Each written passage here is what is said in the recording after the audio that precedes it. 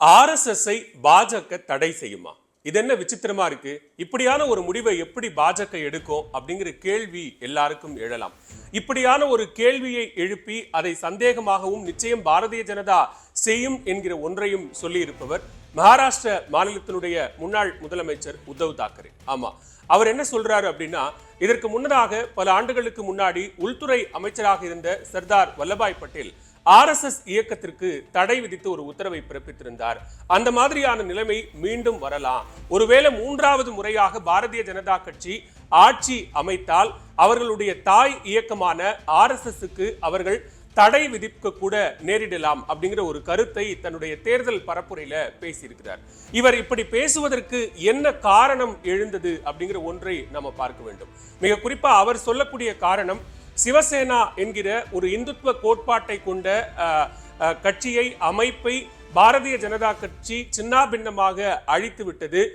வேறொரு தலைமையில் இருக்கக்கூடிய சிவசேனாவை தான் ஒரிஜினல் சிவசேனானும், உத்தவ் தாக்கரே இருக்கக்கூடிய இந்த சிவசேனாவை போலி சிவசேனா என்றும் பாரதிய ஜனதா கட்சி தொடர்ச்சியாக பேசி வருவது இதற்கு ஒரு காரணமா அப்படின்னு பார்த்தோம்னா, அதையெல்லாம் தாண்டி பாரதிய ஜனதா கட்சியினுடைய தேசிய தலைவர் JB நட்டா தேர்தல் பரப்புரையில பேசிய ஒன்று மிக முக்கியமான காரணமா இதற்கு அவர் சொல்றார். அவர் என்ன சொல்றாருன்னா, நட்டா பேசிய பேச்சு என்பது RSS இயக்கம் பாரதிய ஜனதாவினுடைய தாய் இயக்கம் தான் இல்லைன்னு சொல்லல, ஆனா அவர்களுடைய தேவை எங்களுக்கு முடிஞ்சு போச்சு. ரொம்ப ஏர்லி ஸ்டேஜ்ல, தொடக்க காலத்துல அவர்களினுடைய தேவை எங்களுக்கு இருந்தது.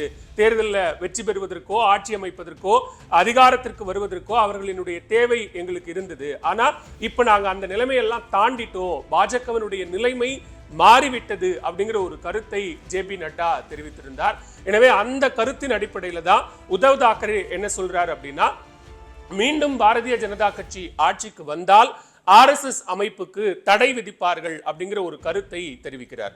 ஆனா இதையெல்லாம் தாண்டி தொடர்ச்சியாக இந்துத்துவ அரசியலையும் பாரதிய ஜனதாவினுடைய செயல்பாடுகளையும், மிக குறிப்பா RSS செயல்பாடுகளையும் உற்று நோக்கி கொண்டிருக்கக்கூடிய செஃபாலஜிஸ்ட், அரசியல் ஆய்வாளர்கள் சொல்லக்கூடிய கருத்து என்னன்னு பார்த்தோம்னா, இந்த நடக்கக்கூடிய JB நட்டா பேசக்கூடிய கருத்தும், அல்லது ஒருவேளை RSSக்கும் பாரதிய ஜனதாவுக்கும் தொடர்பே இல்லாம போயிருக்கா அப்படின்னு உருவாக்கப்படுகிற இவை எல்லாமே ஒரு நாடகம். இந்த மாதிரியான ஒரு டெமோவை அவங்க செஞ்சு பார்க்குறாங்க. ஒருவேளை தேர்தல் முடிவுகள் என்னவாக இருக்கும், அதன் அடிப்படையில் RSSனுடைய சித்தாந்தத்தை அடுத்த கட்டமாக எப்படி மூவ் பண்றது அப்படிங்கிறதுக்கான ஒரு சூழலை பார்க்கறதுக்கான ஒரு ஒத்திகையாகத்தான் இதை செய்யறாங்க அப்படின்னு சொல்றாங்க. ஏற்கனவே உத்தரப்பிரதேசத்தில் நடந்த பல கட்ட தேர்தல்களில் RSS இயக்கத்தை சார்ந்த பலரும் நேரடியாக களத்திற்கு வந்து பாஜகவுக்கு ஆதரவாக, பாஜக வேட்பாளர்களுக்கு ஆதரவாக பிரச்சாரம் செய்யவில்லை அப்படிங்கிறது ரொம்ப வெளிப்படையாக செய்தியாகவே வந்தது. அதனை தொடர்ந்துதான் JB நட்டா இந்த கருத்தை தெரிவித்தார்.